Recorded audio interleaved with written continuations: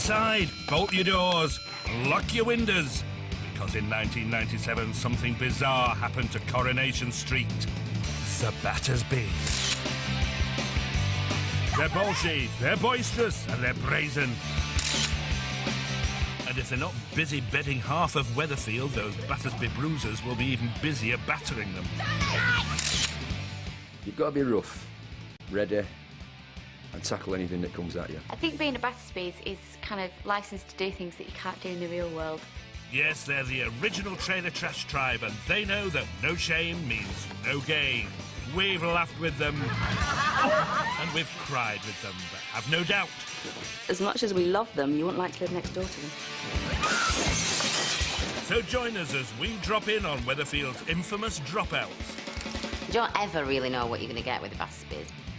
You might not know what you're going to get with the Battersbys, but you do know before they arrived, Coronation Street was a very different place. When the Battersbys landed, you know, on the street, it was all a bit twee, really. Yoo-hoo, I'm here. Same again, please, when you're ready. Everyone was terribly nice to each other, and this family, to me, were the people that would be in a back street of little terrace and backyards. We arrived like the Beverly Hillbillies. When that car come round the corner, it just reminded me of the Beverly Hillbillies. Coronation Street had seen nothing like it, and one thing's for certain, nothing would prepare the local residents for what was about to descend on them. They were noisy. Bog off, we're busy! They played loud music. The daughters were very aggressive. When it's put like that, I'm sure most people were glad they lived on the other side of the TV screen. What's going on? You said she would turn it off.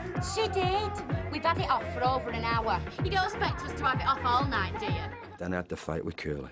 He broke him leg and he run upstairs. Yeah, look what he's done to my CD player. I had to headbutt him.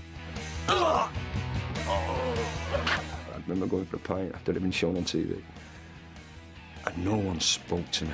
One CD, Curly damage. I knew you were like... And then one guy come and said, touch Curly again, you're a dead man. And I looked at him and I started laughing. I says, do you mean Lesser Bruce? He went, I mean you. And that wasn't the only negative response the new family would get.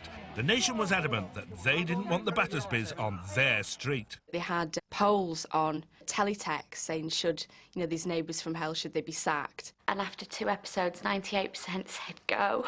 Well, I don't want to reopen any old wounds, but it was actually 97%, with over 15,000 viewers voting to banish the Battersbys for good. But look on the bright side, at least 3% liked you. But those Battersbys aren't always clampets. In 1998, they introduced us to a bit of crumpet in the shape of Leslie's long-lost son, Greg Kelly.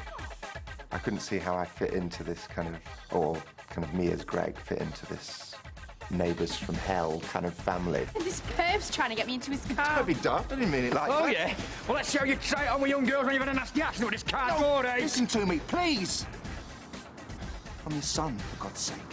He was very different to the Battersbys as a family and didn't really fit in. A real sort of fish out of water. Greg was more a shark in a sharp suit than a fish out of water, with an even sharper eye on how to get his greedy hands on other people's cash. He knew that Sally had inherited about £40,000 from her mum. Desperate to get his hands on Sally's money, Greg got very hands-on with Sally. I've said too much, it's just the drink talking. Well, this isn't. Saucy seamstress Sally must have felt all her paydays had come at once kissing the gorgeous Greg. But it was actually quite a tall order. We realised that he is very, very tall and I'm very small. She did complain to me, actually, about having to stand on a box. She'll hate me for telling you that. After being taken to new heights with Greg, the thin air must have gone to Sally's brain, because she got caught out by her husband, thrown out of the house, and signed away a wad of cash to go into business with the Battersby baddie. When it all fails, it completely turns him. He can't deal with being a failure. Unable to cope with failure, Greg hit out, making this the first domestic abuse storyline Coronation Street would tackle in the show's 40-year history. Greg! Nothing can prepare you for the response you get as a villain in Coronation Street. This old woman looked at me in a rage and shook her walking stick at me and just went... She was so impotent with rage, all she could get out was, you, like this. I kind of backed away and kind of slipped into boots. It's little wonder Greg had few morals. After all, like father, like son. When it comes to boosting the Battersby bank accounts, those Coronation Street chances are practically shameless. 60 nicker better off. Les leads the way, and all his disciples follow. The Reverend Leslie Battersby.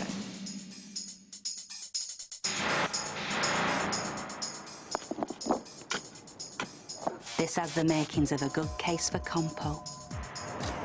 And in October 2002, one of Leslie's other scams saw him go from being handy with his fists to being limp with his wrists. Hey, will I get away with it? And this was one storyline that seemed to cross the line between reality and fiction.